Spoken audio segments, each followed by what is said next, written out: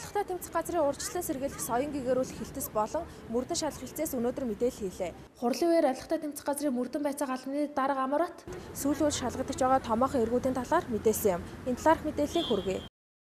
Цэвэр агаар сангийн удирдлагууд за мөн асуудалт холбоотой байгаль орчин ногоо хөгжлийн яамны зарим албан тушаалтанд холбогдох эрүүгийн хэрэг байгаа. Энэ хэрэг дээр мөрдөн байцаалтын ажиллагаа явуулж байна. За эдгээр улсууд нь агаарын бохирдлыг бууруулахад зориулагдах ёстой зарим хөрөнгийг өгсөн хувилдаж завшсан. За өөрсдийн үүсгэн байгуулсан аж ахуй нэгжүүдээр зарим ажлуудыг гүйцэтгүүлэх нэрээр тухайн аж ахуй нэгж тухайн байгууллагада хөрөнгө мөнгө шилжүүлэх замаар хөрөнгө завшсан ийм хэрэгт холбогдсон. За хэргийн тухайд одоогийн байдлаар бид нэг 5 орчим тэрбум төгрөгийн хохирол учирсан байна гэж тогтоогоод байна.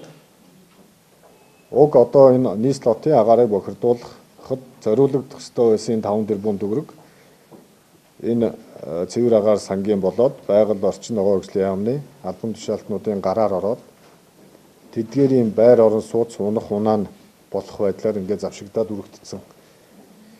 Ийм байдал тогтоогдож байгаа. Тэгээд мөрдөн байцаалт үргэлжилж байна. Зарим хүмүүсийг цагдаа орсон хэвээр байгаа. Иргэний нисхийн ерөнхий газрын дарга асан Батмөнхийг арилгатай тэмцэх газраар шалгаж цагдаа орох 461-р ангид хориод байгаа. Батмөнхийг тендер сонгон шалгаруулалт хийх явцдаа ашиг сонирхлын улмаас танил талдаа давуу эрх олгосон. Байгууллагад хэрэгцээтэй томоохон багаж төхөөрөмж тавилга, эд зүйлсийг худалдан авахдаа мөн хууль зөрчсөн гэж с ิจ гчнэр татсан байна. Иргэний нисхийн ерөнхий газрын удирдлагаар ажиллаж байсан Батмөнх нарт холбоотой арилгатай тэмцэх газарт хэд хэдэн удаа энэ хүн шалгагдсан. Зарим хэрэгүүд нь өмнө шалгагдаад гэмтэргийн бүрэлдэхүүн бүхий өгөгдөл тогтоогдохгүй учраас зарим нь хэрэгсэхгүй болж исэн. Одоо энэ хүнд холбоотой эргийг дахиад бид нар шалгаж байгаа. Батмөнхийг цагдаа орсон байгаа. Шалгаж байгаа асуудал нь ялгаа байхгүй. Иргэний ер нь урдын адилаар иргэний нисхийн ерөнхий газрын даргаар ажиллаж байх үедээ мөн л тендер сонгон шалгаруулалтыг хууль бусаар явуулсан. Тэгээд энэ аргаараа бусдад давуу байдал олгосон ихээхэн хэмжээний үн бүхий худалдаа авалтыг хийхдээ хууль зөрчсөн. За нөгөө талаас уг Батмөнхтэй холбоотой тэр үйл ажиллагаанд оролцсон хүмүүс нь мөнгө угаасан байж болзошгүй гэсэн ийм асуудлаар шалгаж байгаа. Арилгатай тэмцэх газраас улсын хурлын гишүүн асан Наранхуг энэ оны эхнээс шалгаж эхлээд байсан.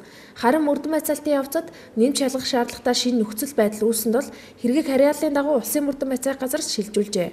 За Наранхуйд холбоотой шин технологи гэдэг компаниг Израилийн хөрөнгө оруулалттай аж ахуй нэгжийг байгуулад Эрдэнэ төлөвлөрөөс боловсруулсан зэсийн баяжмлыг гагцгүй тэр компаниар дамжуулж экспортлогоо гэсэн асуудал шалгагдсан. Энэ асуудлыг бид шалгаад харьяаллын дагуу арилгатай тэмцэх газрын харьяаллын асуудал биш байна гэж үзээд харьяаллын дагуу шилжүүлсэн байгаа.